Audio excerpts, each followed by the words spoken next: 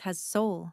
Elaine raised a brow, but said nothing. She signed each page carefully, her hand steady, her mind clear. When the final signature dried, Janelle reached into a drawer and pulled out a slim envelope. This will go out certified today. Standard procedure.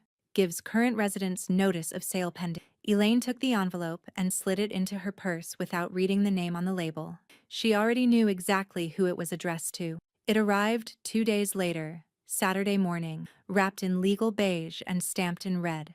Elaine had just finished watering the begonias on the porch when Tracy walked in from the mailbox, a bundle of envelopes in one hand, the certified envelope in the other. She peeled it open without a second glance, expecting something routine.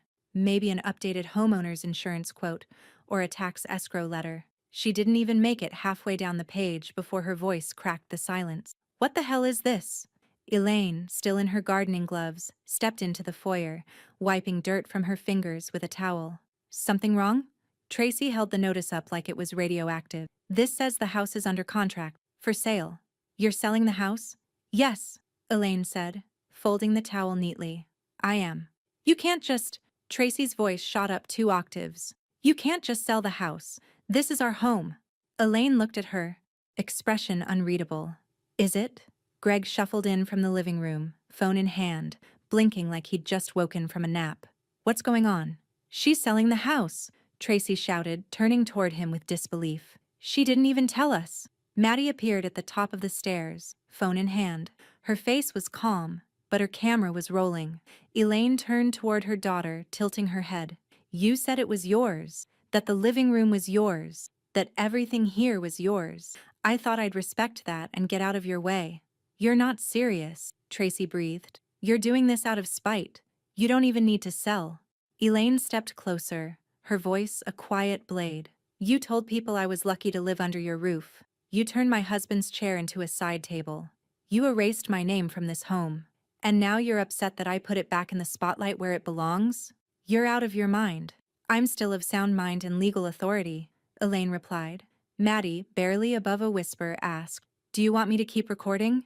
Elaine didn't even look back. "Yes." Tracy's mouth opened, but no sound came out at first, just rage and disbelief struggling to find form. "You're going to regret this, Mom." Elaine met her stare with absolute calm. "No, darling, I think you are." That night, after hours of furious silence and slammed doors, Elaine opened her email to find a new message. This one from Victor Hale, subject line in bold. "Legal notice. Preliminary injunction filed. Tracy Porter versus Elaine Porter." Her daughter had gone to court.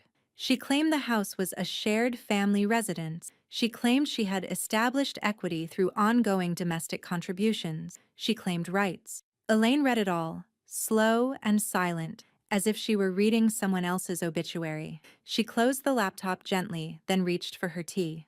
The courtroom was colder than Elaine expected, not just in temperature, but in tone. Pale walls, no windows, a faint hum from the overhead fluorescents, the kind of space designed to strip people of personality and force them into their roles. Plaintiff, defendant, counsel, judge. Elaine sat quietly beside Victor Hale at the defendant's table, her hands folded over a simple black leather purse. Her hair was pinned neatly, her blazer pressed. She hadn't dressed for drama, she'd dressed for truth. Across the aisle, Tracy tapped anxiously at her phone, then tucked it away when the bailiff shot her a look. Greg sat beside her, awkward in an ill-fitting suit jacket and khaki pants, staring down at his shoes like they might offer him a script. Maddie sat behind Elaine, calm but alert, eyes forward, thumbs still, her phone resting silently in her lap. Judge Armstrong entered the room without ceremony, late 60s, silver hair clipped close, glasses low on his nose. His voice carried the weariness of someone who had heard every lie wrapped in family love and every truth spoken too late. "Petitioner, Tracy Porter," he began, flipping through the file, "is seeking an injunction to prevent the sale of 1816 Timberline Way, on the grounds of what she describes as non-financial equity in the residence. Is that correct?" Tracy stood, cleared her throat. "Yes, Your Honor.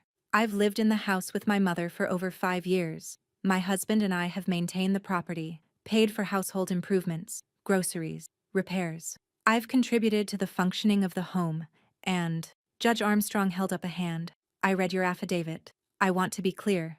Are you claiming any legal ownership in the title? Well, not directly, but then you are not a co-owner, correct? Tracy blinked. Technically, no, but the spirit of the arrangement. There is no spirit on the deed, Ms. Porter. Victor rose slowly. Your Honor, if I may? Armstrong gestured with a tired wave. Victor pulled a folder from his briefcase and approached the bench. Deed to the property, in Elaine Porter's sole name, recorded June 3, 1981. Property taxes, 25 years of receipts, all paid from her account. Mortgage satisfied and released in 2006, also in her name. I've included a notarized ledger of every household expenditure for the past 10 years. No entries in the daughter's name, no joint accounts, no shared title, no trust, no lease. She lives there at her mother's courtesy, not her legal right. The judge scanned the pages, nodding once. Thank you, Mr. Hale. You may return to your seat. Tracy's face had gone flush. She looked at Greg, who remained utterly silent, hands clasped between his knees. Elaine did not turn her head. She didn't need to see the panic in her daughter's eyes. She could feel it from across the room. Ms. Porter, the judge said, while I sympathize with the complicated nature of intergenerational living, the law is extremely clear on this matter. You may have built emotional ties to the home, but emotional equity does not grant you legal ownership. Your mother is well within her rights to sell the property. But she didn't even tell us, Tracy protested. She blindsided us. She is not required to inform adult guests of her real estate decisions, Armstrong said flatly. The motion for injunction is denied. From behind Elaine, Maddie leaned forward just slightly and whispered, She's losing. Elaine didn't turn around. Her eyes remained on the judge's bench as she said under her breath, She lost long ago. As the court adjourned, Greg stood awkwardly, already edging toward the exit as if hoping to vanish. Tracy remained frozen, her mouth slightly open, disbelief flickering across her features like the final gasp of a candle before it gives up the flame.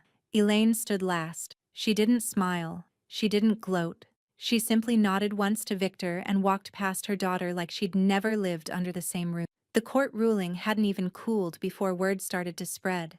It began as a whisper in the neighborhood Facebook group, one of those passive-aggressive threads sandwiched between lost dog alerts and lawn care recommendations. A blurry photo showed Tracy pacing outside the courthouse, arms flailing, jaw clenched, mid-rant. Anyone else see Tracy Porter screaming in front of the county building? Didn't her mom own that house outright? That's what happens when you bite the hand that feeds you. Elaine didn't engage. She'd never had a profile on any social media platform, but Maddie did. And Maddie's inbox was flooded. Screenshots, comments, threads tagged, Justice for Elaine. By the weekend, it had spilled into real life. Two women from down the street, Donna and Carolyn, lingered a little too long near the Porter mailbox, voices pitched loud enough to carry through the front windows. I always thought she had a superiority complex, Donna muttered. Did you see her Instagram? My house, my rules, and it's not even hers? Elaine heard it all from the kitchen, washing blueberries at the sink. She didn't react, but she also didn't close the window. That afternoon, Elaine stepped into the driveway to check the garden. Bed along the side fence. She wore her wide-brimmed straw hat and old canvas gloves, a bucket of mulch tucked under one arm. The sky was high and hot. The air smelled like dust and lilacs. She didn't hear Vanessa until the voice struck from behind the hedge. Nice act, Elaine. Real charming. Elaine turned slowly. Vanessa Alvarez, 3 houses down, Tracy's Pilates buddy and occasional wine night confidant, stood at the edge of the driveway in high-waisted jeans and too much perfume, arms crossed like a suburban sheriff. You know you're ruining their lives, right? Vanessa said. Do you have any idea how humiliating this is for Tracy? You're tearing your family apart. Over what? Pride? Elaine set down the mulch with deliberate calm. I'm ensuring peace, something your friend mistook for permanent hospitality. You blindsided them. If you had a problem, why not work it out like adults? Why go to war? Elaine removed her gloves one finger at a time. Your version of adulthood seems to require that I surrender. I'm not obligated to be silent just because it makes your friend more comfortable. I've seen the video, Elaine. You don't look innocent in it. What video? But Elaine didn't need to ask, because across the street, A teenager with a skateboard and a phone stood frozen at the curb, camera pointed directly at them. A few houses down, someone's Ring doorbell caught the raised voices and uploaded the footage within minutes. By that evening, the clip had racked up over 30,000 views on TikTok. Daughter's friend screams at elderly woman in her own driveway. Hashtag, not your house. Hashtag, justice for Elaine. Maddie sat at the kitchen table, showing Elaine the flood of comments. Wish this lady was my grandma. Maddie read, scrolling. This generation doesn't get enough credit for being savage when it counts. She looked up, trying not to smile. You're trending. Elaine sipped her tea. I don't think I understand what that means. It means, Maddie said, turning the screen toward her. People finally see you. Elaine studied the post. Her face in the freeze frame was calm. Vanessa's, in contrast, was all fury and posture. Someone had even added slow-motion text overlay. You're ruining their lives. Entitled Energy much? Elaine said nothing, but her fingers moved slightly against the edge of her cup, a motion that looked almost like gratitude. Later that night, Nancy dropped by with 2 small bottles of sparkling cider and a smirk that said she'd seen the video 5 times already. Public opinion? She said, tapping the side of the bottle cap. Absolutely priceless. Elaine raised her glass. I'll toast to timing.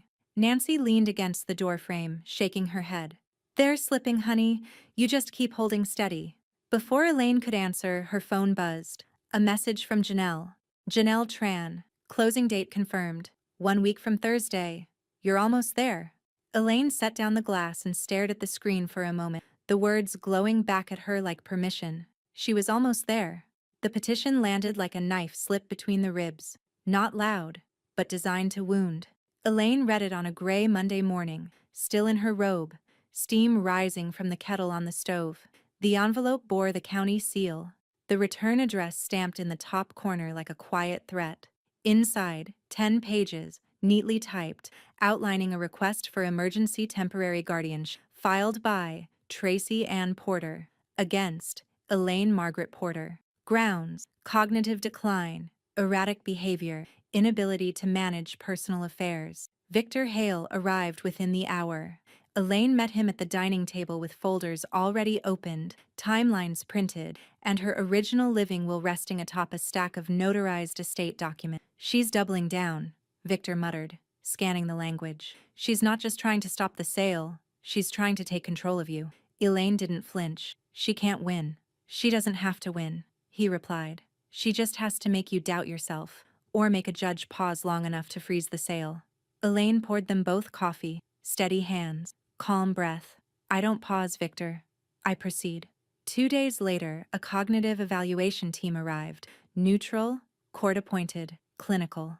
A man and a woman in buttoned blazers, clipboards in hand, carrying the quiet gravity of professionals used to making judgments that changed lives. Elaine welcomed them with chamomile tea and oatmeal cookies. She walked them through her daily routines, outlined her medication schedule, pointed out the pill organizer on her dresser. She read aloud from a newspaper, summarized an article, recited her power of attorney designations from memory. When asked to subtract 7 from 100 backward, she did it without hesitation. She even smiled politely when they asked if she ever forgot where she was. I spent 40 years cataloging books and managing reference material, she said gently. If I ever forget where I am, it won't be for long.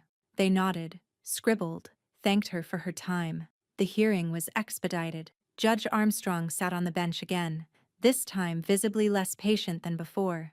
Elaine wore a dark green suit, pearl earrings, and a look of effortless resolve. Tracy, across the aisle, was once again flanked by Greg, who looked like he'd aged a year in a week. He kept adjusting his tie like it might loosen the tension around his wife's unraveling composure. Victor stood first. Your Honor, this guardianship petition is not only meritless, it is malicious. My client is 71 years old, with no cognitive impairment. Her financial records are pristine. Her healthcare decisions are informed. She has passed every required evaluation, with full marks. He handed a sealed envelope to the bailiff, who passed it to the bench. Armstrong opened the report and read in silence. His jaw tightened halfway down the first page. Victor continued. This isn't about care. It's about control. Ms. Porter filed this petition to circumvent a lawful sale and punish her mother for exercising property rights that are hers alone. Tracy stood abruptly. She's manipulating everyone. She's not well. She talks to herself. She hides documents. She's turning Maddie against us. Enough. Armstrong didn't raise his voice. He didn't need to. His tone dropped an octave and froze the room. I've reviewed the report, he said. I've reviewed the legal record, Ms. Porter. He turned to Tracy now. This is not how the guardianship system was intended to function. Tracy's mouth opened, then closed. You filed a false claim, in bad faith, to delay a real estate transaction and wrest control from a woman who's demonstrated nothing but competence and clarity. From behind the defense table, Maddie stood. The judge raised a brow. You wish to speak? If I may, Maddie said.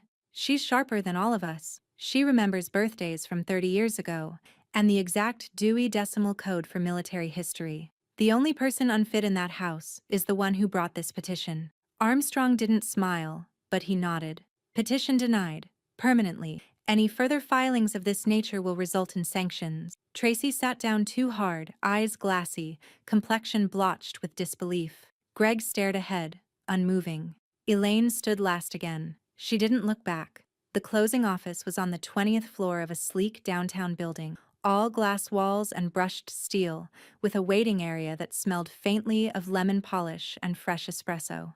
It felt too modern for a woman who still baked from scratch and preferred paper books to screens. But Elaine had never been intimidated by clean lines or glossy surfaces. She was the first to arrive, 5 minutes early, always early. Janelle was waiting in the conference room, dressed in navy silk and heels that clicked softly against the floor as she approached with a warm smile. Everything's ready, she said. All we need is your signature and a bank routing number. Elaine nodded and unbuttoned her coat. Let's not keep the future waiting. They sat.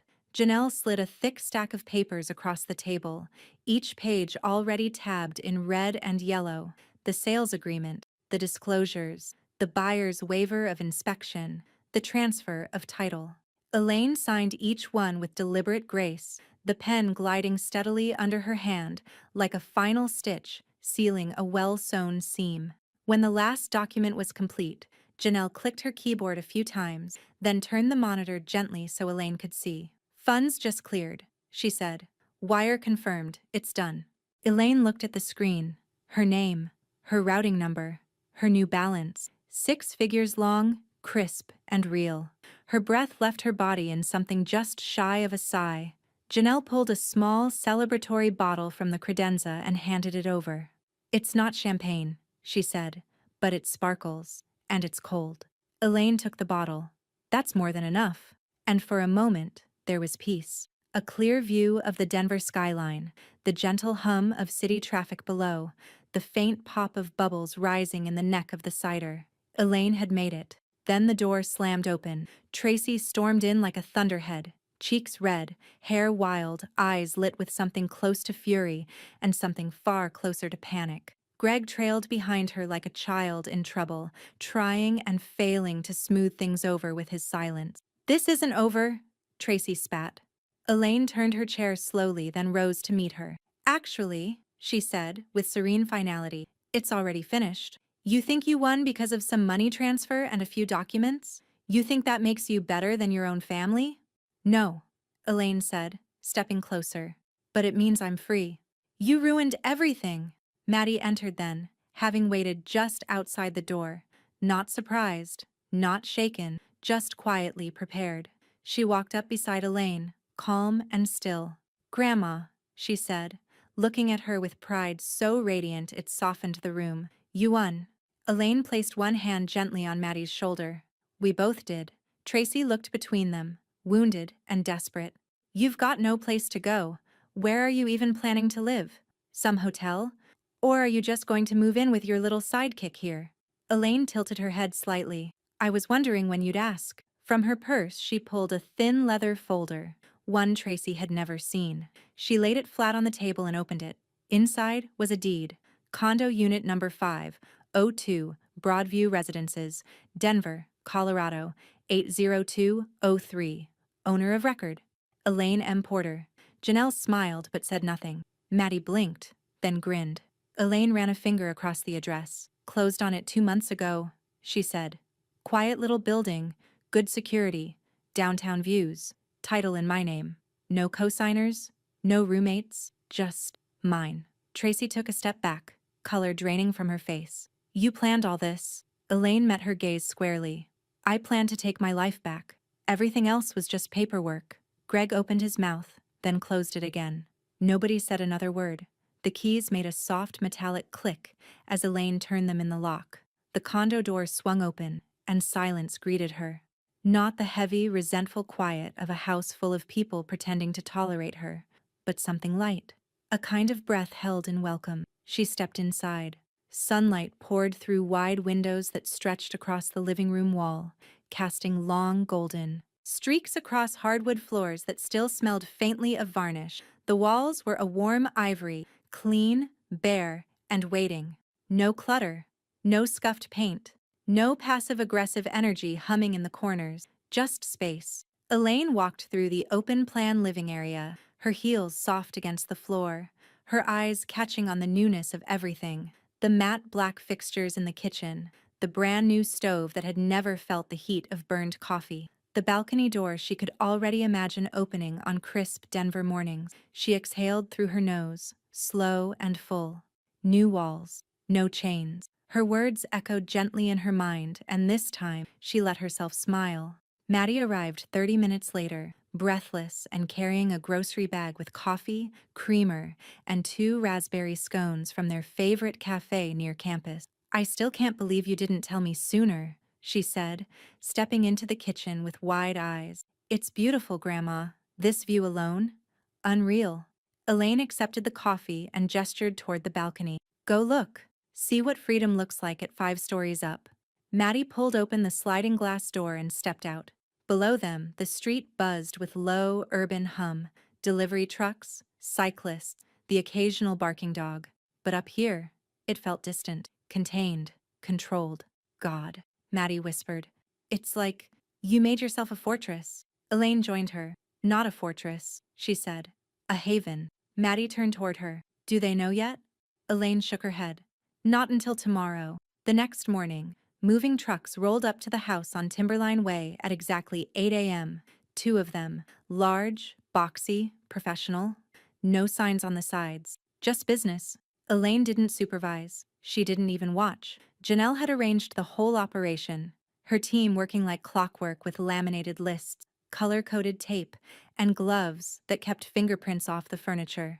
Nancy arrived mid-morning with a basket of croissants, 2 lattes, and a sharp grin. Your daughter's out front pacing like she just found out the will went to the cat, she said, handing Elaine a coffee. Greg keeps checking the truck manifests like he might find something of his inside. Elaine didn't move from the window. They always treated the furniture like background noise, she said. I doubt they even know what's missing. Nancy leaned against the wall, arms folded. How does it feel? Elaine let the question settle. She looked around the room. Half the boxes were already stacked neatly in corners, labeled in Maddie's handwriting. She hadn't decided yet where the bookshelves would go, but it didn't matter. They'd belong wherever she chose to place them. Like a Christmas gift I finally got around to giving myself, she said softly. Nancy smiled. Right on time. Back at Timberline, Tracy stood at the edge of the lawn, arms crossed, watching strangers carry away what she'd once claimed as hers. A lamp, a vintage mirror, the rocking chair she'd buried in the corner for years. Each piece slipped through the door like a ghost she couldn't stop. Greg offered to help once, then went inside when no one acknowledged him. The second truck pulled away first, then the other. Just like that, the house was hollow. Tracy stepped into the now empty living room, walls stripped of everything Elaine had ever touched. No warmth, no softness, just space, sterile and echoing. Her fingers curled around the back of a chair that wasn't there anymore. The silence this time wasn't peaceful. It was final. The knock on the front door came at precisely 10 a.m. It wasn't loud, but it didn't have to be. Tracy flinched at the sound, half dressed in a robe and legging, a mug of cold coffee trembling in her. Greg looked up from the kitchen table, where he'd been absently scrolling through job listings he'd never applied to. A second knock followed, firmer this time. Tracy opened the door with all the forced confidence she could muster, which by now was almost none. 2 sheriff's deputies stood on the porch, one male, one female, both in uniform. Calm, professional, detached. "Ms. Tracy Porter?" the woman asked. Tracy crossed her arms. "What is this?"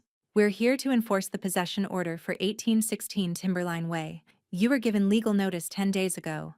The property changed ownership as of last Thursday. This house is no longer yours to occupy." "No."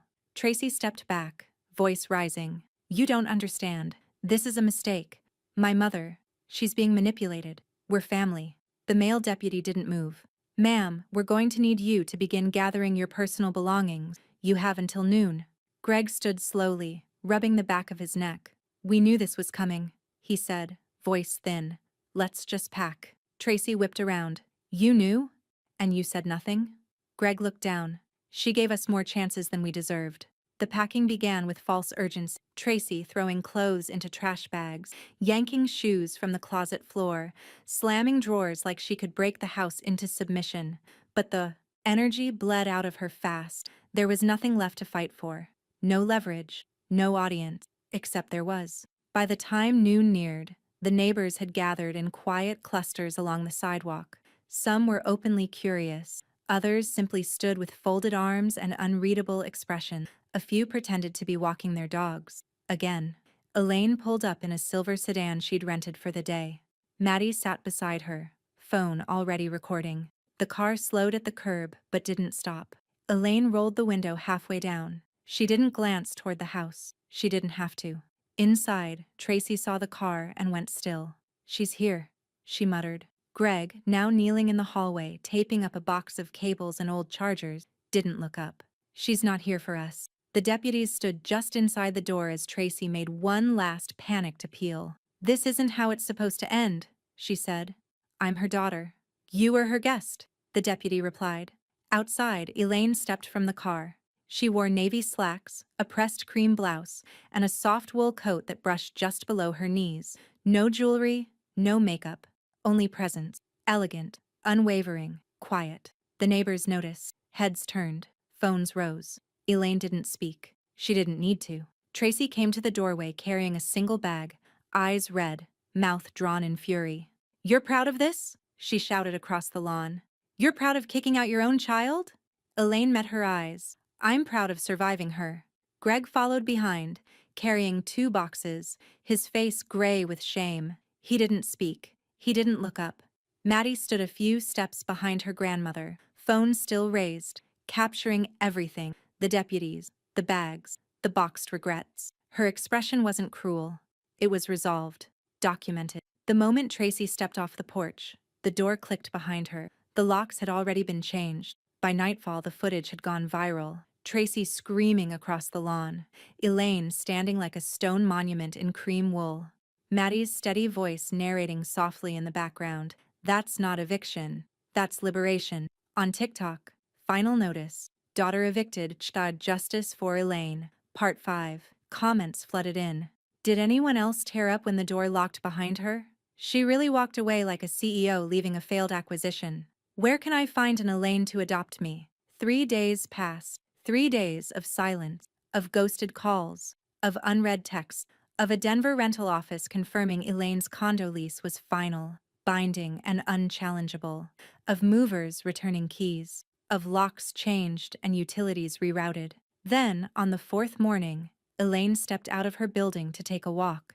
Just her and the cool downtown air. She didn't notice the black sedan idling across the street until it pulled up slowly beside her. The window rolled down. Tracy sat in the passenger seat, eyes sunken, mascara smudged. Her jaw clenched hard enough to make her temples twitch. Greg was behind the wheel, stiff and silent, staring straight ahead like a man trapped inside someone else's mess. Elaine kept walking. The car idled, then parked. Tracy scrambled out onto the sidewalk, heels clicking fast on concrete. "Mom, wait, please," she called after her. Elaine stopped but didn't turn. She stared out at the streetlights blinking red over crosswalks and delivery vans. When she finally faced her daughter, Tracy was already halfway to tears. "You made your point," Tracy said. "You proved whatever it is you needed to prove. We were wrong. I was wrong. I should have handled everything differently, but I was stressed and hurt. I didn't mean to take it that far. Elaine stood silent. Tracy's breath trembled. I'm not asking to move back in. I don't know what to do anymore. Everything's falling apart. I can't sleep. I can't think. We're living in a motel by the highway and Greg won't talk to me and Maddie won't even look at me. Her voice cracked. I messed up? Elaine's expression didn't change. Her arms remained at her sides, her posture relaxed but immovable. Tracy's shoulders dropped as she stepped forward. Mom, she whispered, please, don't do this. Then, she dropped, right there on the sidewalk, knees folding onto concrete, palms pressed together like a child begging forgiveness from someone who had nothing left to give. Don't do this, she said again. Please, just give me a chance to fix it. Behind them, Greg hadn't moved. He sat motionless behind the wheel, hands on his thighs, eyes locked on a lamppost in the distance. Not embarrassed, not angry, just empty. Elaine finally inhaled. Then, gently, she looked down. I already did, she said. Tracy blinked. What? I already did all of this. I gave chances. I offered space. I extended kindness so long you began to mistake it for obligation. I was lost. You were comfortable. Tracy's eyes welled. But I'm your daughter. Elaine nodded once. And I am your mother. Not your doormat. Not your silent servant. Not your backup plan. A mother. The word landed like a bell struck too hard, echoing. Maddie appeared then, stepping from a cab that had pulled up behind the sedan. She took in the scene in a glance. Greg silent, Tracy on her knees, Elaine standing tall. She walked over and gently touched Elaine's arm. Don't give in, she whispered. Elaine didn't. Her voice came soft but steady. Respect is not rented, it's earned. And you returned it empty. Tracy's hands fell to her lap. A slow beat passed, long enough for everyone in that moment to feel the shape of the end settling around them. Elaine stepped back, then turned toward Maddie. Together, they began walking down the sidewalk, away from the car, the plea, the wreckage. Tracy didn't rise. She just stayed there, on her knees. The law office was tucked into an unassuming brick building off 17th Street. No sign, no lobby music, just a gold-etched plaque by the door and a private elevator that moved slowly but with purpose. Elaine liked that. Nothing rushed, nothing loud. Victor Hale greeted her in his usual suit and calm demeanor, but today, he stood when she entered, not out of politeness, out of respect. She carried a red leather folder in one hand, her posture as composed as ever. The folder held every document she'd prepared for this moment. Typed, signed, organized. I'd like to update my will, she said without preamble. Today, Victor gestured toward the table. I cleared the schedule. Take your time. She didn't need it. Over the next hour, they moved with surgical clarity through the terms. Elaine struck Tracy's name entirely. No partial distributions, no trusts, no contingencies. The language was clean, final. Greg wasn't mentioned at all. Maddie's name appeared again and again. Beneficiary of my estate, Victor read aloud, including all assets, real property, retirement accounts, and any residual holdings, also to be named sole trustee and executor. She's earned it, Elaine said simply. Victor looked up. You're sure you don't want to include even a symbolic amount for Tracy? Some people choose $1. Or a letter. Elaine paused, then shook her head. She'll get nothing but silence. That's the only thing she ever offered me freely. Victor made a final note. Understood. When they finished, he slid the documents across the table for signature. Elaine signed them all in a row, then opened her folder again. I'd like to transfer $180,000 into a new irrevocable trust, she said, for Maddie's education, her future housing, and whatever else she needs to begin her adult life without dependent. Victor blinked, then nodded slowly. Do you want me to serve as trustee until she's of age? Elaine smiled. She's ready now. He called in a notary. 5 minutes later, Nancy Rhodes walked into the room wearing a pencil skirt and a smirk that curled just to the edge of professionalism. You rang? She said. Elaine handed her the final page. I needed a witness who's known me long enough to know what I'm not willing to forget. Nancy adjusted her reading glasses. Oh, honey, that list is carved in granite. She notarized each page, her pen clicking softly between documents. As the last seal dried, Victor looked up. Anything else you'd like to arrange? Elaine slid over one last piece of paper. A printed email confirmation, signed by a development director at the Denver Women's Transitional Housing Foundation. The donation amount, $75,000. Designated purpose, emergency shelter expansion. Donor name, Elaine M. Porter. In memory of all the women told to sit down and stay quiet. Victor read it twice. Nancy let out a low whistle. That's what I call revenge that builds something. It's not revenge, Elaine said, gently folding her hands over the table. It's redirection. Some women never escape the house. I did. This is for the ones who are still planning.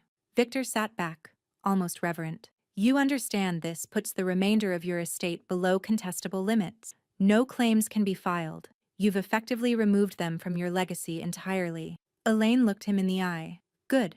That evening, she returned to her condo as the sky burned pink outside her windows. Maddie was there, curled on the sofa with a takeout container of pad thai and a stack of scholarship forms. Elaine poured tea and joined her. Maddie looked up. Good day?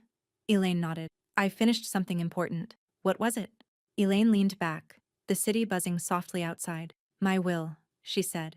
And my wishes. Maddie set down her food. Is my mom still? Elaine didn't answer right away. Instead, she reached into her bag and handed Maddie a copy of the trust document. Maddie's eyes widened as she flipped through it.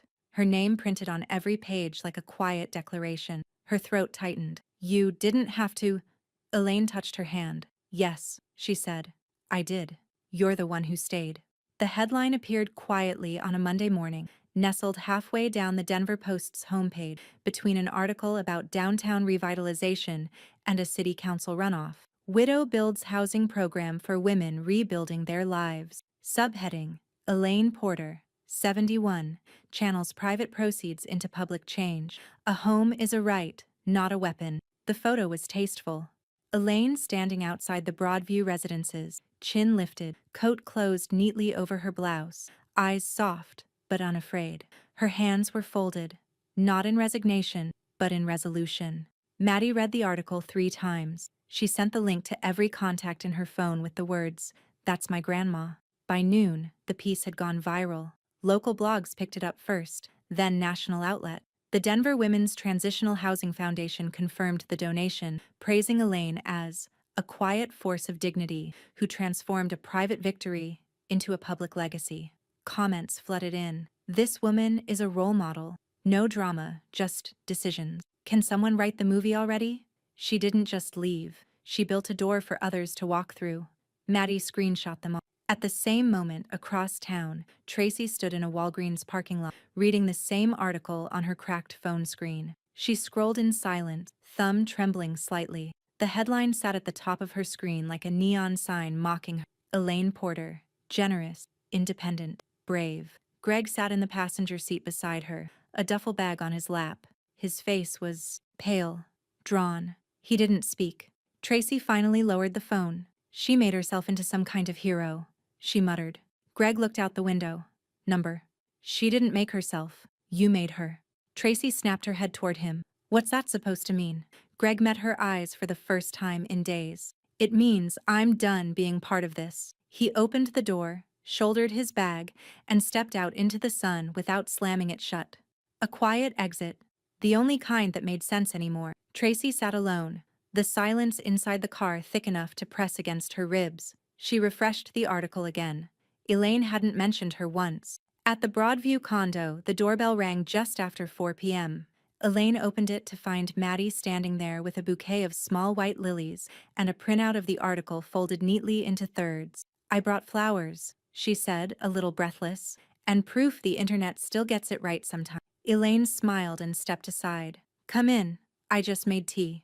They sat in the living room, light spilling through the windows, the day outside soft with early spring warmth. The condo smelled like citrus and paper.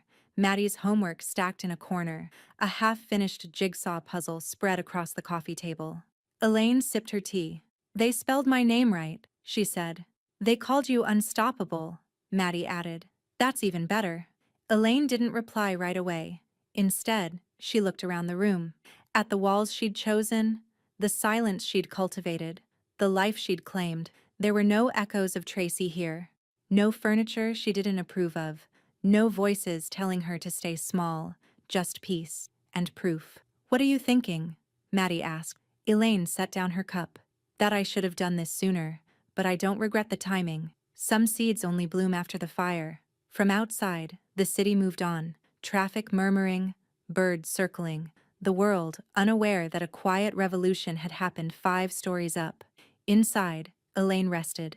Not collapsed, not exhausted, just still and whole.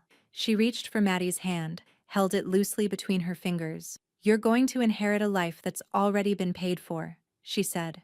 "Make sure you use it to build something no one can burn down." Maddie blinked hard, then nodded. They sat like that for a while. No noise, no need to fill the space. Then, from the kitchen counter, Elaine's phone buzzed once. A new number. No message, just a single image. A photo of the Timberline house, taken from the street. Dark, vacant, a for sale sign gone. No caption. Elaine stared at it for a moment, then set the phone face down on the table. And finally, she exhaled. The table was small, but the chairs were close, and that made all the difference. Elaine had said it herself that morning. No fuss, no fanfare. Just a crisp linen runner, polished silverware, cloth napkins folded like little wings. In the center sat a low ceramic bowl filled with pale marigolds and rosemary sprigs. Something alive, something that meant memory. She'd cooked the way she always had, deliberately, with attention but no apology. Herb roasted chicken, honey carrots, rice pilaf, and a glass pitcher of lemonade infused with mint from the planter she kept by the window. It was the first dinner she'd hosted in her new home, and this time, every invitation had been earned. Victor arrived first, carrying a bottle of wine and a smile that looked genuinely free of paperwork. Nancy followed, in her usual leather boots and an oversized cardigan, eyes already scanning the bookshelves like she was inventorying spines for gossip. Maddie came last, holding a small peach pie and a box of tea labeled Wildflower Harvest. Elaine met each of them at the door, hugged them once, and ushered them in. By 7, they were all seated, and the room, for once, wasn't heavy with what had been lost. It was filled with warmth, with the low hum of real conversation, soft laughter, the gentle clink of plates and glasses. No raised voices, no lingering resentment tucked into corners, no one looking over their shoulder. Victor was telling a story about a judge who'd fallen asleep mid-motion when Maddie leaned over and touched Elaine's arm. "You know," she said quietly, "you didn't just give me an inheritance." Elaine looked at her. Maddie's voice stayed low, but sure. "You gave me a backbone." Nancy, catching the end of that, lifted her glass. "I'll drink to that." They did. For a moment, Elaine just sat and watched them. The people who'd stood with her. The people who'd chosen her not because they had to, but because they believed she was worth choosing. Her eyes wandered to the far wall, where a narrow picture frame hung just above the side table. Inside was the deed to the condo, matted and signed, the gold seal still visible in the lower left corner. A room of her own, framed like a vow. The candlelight flickered across it, catching the glass, reflecting softly back into the room. Elaine took a sip of water, then folded her napkin neatly beside her plate. "Respect," she said, her voice light but anchored, "is the only room that matters." Nancy nodded slowly, watching her with something close to awe. Victor smiled. "And you built it beautifully." The evening stretched on. Tea was poured, pie was sliced, stories gave way to silence that felt full instead of empty. Maddie dozed lightly against a pillow on the couch, her scholarship papers stacked beside her, untouched. When the clock chimed 10, Nancy gathered her things and kissed Elaine's cheek on the way out. "Next time," she said, "I'm bringing cards and a bottle that doesn't sparkle." Elaine chuckled. "Deal." Victor followed, offering a quiet thank you, one lawyer to another. Not for business, but for resolve. Maddie stirred as the door clicked shut. "You want me to clean up?" she mumbled. Elaine shook her head. "Go home. Sleep. Dream." Maddie hugged her tight before stepping into the hallway. The condo felt quiet again, but it wasn't empty. Elaine moved through the kitchen slowly, rinsing dishes, stacking them neatly, wiping the counters the way she'd always done, with the care of someone who understood that peace wasn't a place, but a practice. She turned off the overhead light, leaving only the soft glow of the lamp by the deed. And in the hush that followed, she walked back into the living room, the same one they had once tried to claim. She stood in the center of it now. This room, this life. and felt every square inch answer back. Her voice came low, almost to herself. They said the living room was theirs. She reached up, turned off the last light. I sold the house, and in the dark, with no one watching, no one needing anything from her at all, and took back every room as my own.